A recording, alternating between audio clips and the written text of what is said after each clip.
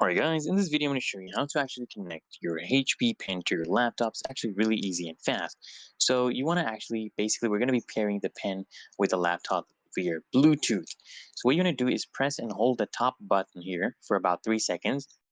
And what's going to happen is once this is ready to pair up, this light here, okay, is going to turn solid blue when it's ready to pair. Okay, basically it's going to be searching for a Bluetooth connection.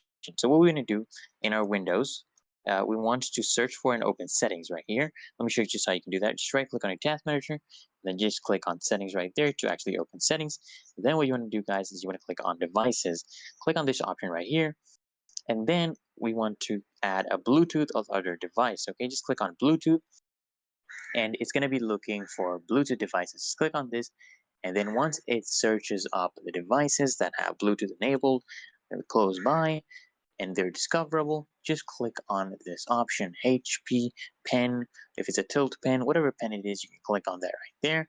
And then all you need to do, guys, is click on done to complete the pairing. It's literally that easy and simple, and now you have basically paired your HP pen to your laptop. It's literally that easy and simple, guys. So if this video helps, make sure to hit that like button.